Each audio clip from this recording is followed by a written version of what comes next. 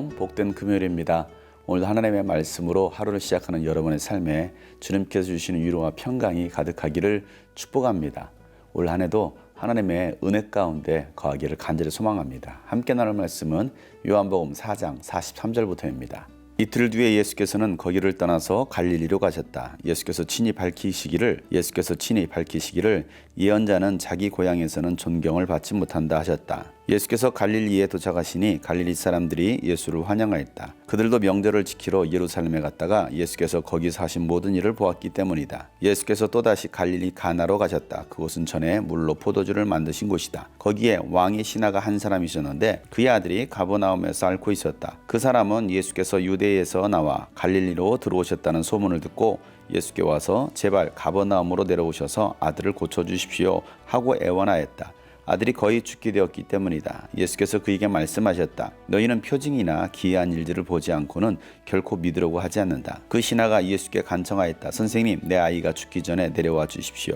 예수께서 말씀하셨다. 돌아가거라, 네 아들이 살 것이다.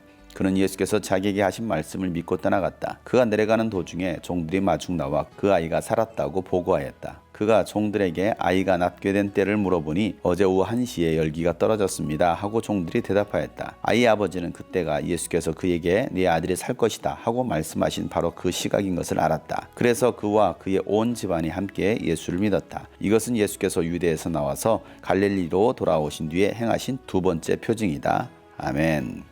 예수님은 유대에서 갈릴리로 가시는 길에 사마리아에 들러서 수가성 여인을 만나 그 영혼을 치유하고 이틀 뒤 갈릴리로 가십니다.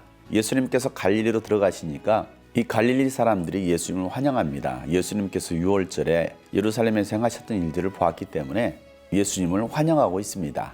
그리고 나서 예수님은 갈릴리 가나로 가십니다. 이 가나는 예수님께서 물로 포도주를 바꾸셨던 첫 번째 이적을 행하셨던 곳입니다. 거기에 왕의 신하가 있었는데 그의 아들이 가버나움에서 병들어 죽어가고 있었습니다. 그래서 예수님을 찾아와서 제발 가버나움으로 내려오셔서 아들을 고쳐달라고 예언합니다. 그러자 예수님은 이 왕의 신하에게 하시는 말씀이 너희는 표징이나 기적을 보지 않고서는 도무지 믿지 않으려고 한다라고 말씀하십니다. 오늘날도 마찬가지입니다. 많은 표징을 구하고 있고 신비한 기적들을 기대하고 있습니다. 그러나 이런 표징과 기적을 본다고 해서 그들이 과연 믿겠습니까? 그때뿐입니다. 우리 교회에서도 수많은 표징들을 봤습니다. 기이한 일들을 봤습니다. 그럼에도 불구하고 많은 사람들이 믿음에서 떠났습니다. 표징을 보고 믿는 믿음은 표징이 나타나지 않으면 믿지 못하는 것입니다. 이 왕의 신하는 예수님께 더욱 간절히 애원하면서 가버나움으로 내려오셔서 아들을 좀 살려달라는 것입니다. 그러자 예수님은 돌아가라, 네 아들이 살 것이다 라고 말씀하십니다. 그러자 이 왕의 신하는 예수님께서 하신 말씀을 믿고 가버나움으로 돌아갑니다.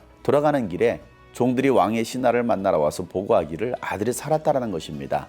그런데 그 살았다라고 하는 그 시점이 바로 예수님께서 내 아들이 살 것이다 라고 말씀하신 그 시간이었던 것입니다. 그래서 이 왕의 신하와 그 집안 모든 사람들이 예수를 믿게 됩니다. 이것이 유대에서 갈릴리로 돌아오셔서 행하신 두 번째 표징이다라고 말씀하고 계십니다. 유대 사람들은 예수님을 도무지 믿지 않으려고 했습니다. 그러나 오히려 이방인의 도시였던 갈릴리 사람들은 예수님을 믿었습니다. 예수님은 그곳에서 두 번째 기적을 행하시고 계십니다. 이 두 번째 표징의 가장 중요한 핵심이 무엇입니까? 말씀을 믿는 믿음이라는 것입니다. 보이는 현상을 따라다니는 사람들이 아니라 보이지 않지만 그 말씀이 살아계신 하나님의 말씀이라는 걸 믿고 인정한다면 오늘도 기적은 일어나는 것입니다. 사랑하는 여러분, 2022년도 우리가 예수 그리스도의 말씀을 인정하고 그 말씀을 믿는 한 해가 되기를 소망합니다. 그래서 죽어가던 아들이 살아난 것처럼 우리 인생 가운데 죽어가는 것들이 살아나는 역사가 일어나기를 간절히 소망합니다. 오늘도 하나님은 말씀을 믿는 사람들 가운데서 역사하십니다. 왕의 신하가 목수의 아들인 예수님의 말씀을 믿었던 것처럼 세상의 권위자의 말을 믿는 것이 아니라 예수 그리스도의 말씀을 믿는 저와 여러분 되시기를 주의로 축복합니다. 왕의 신하는 왕의 명령에 복종하는 자입니다.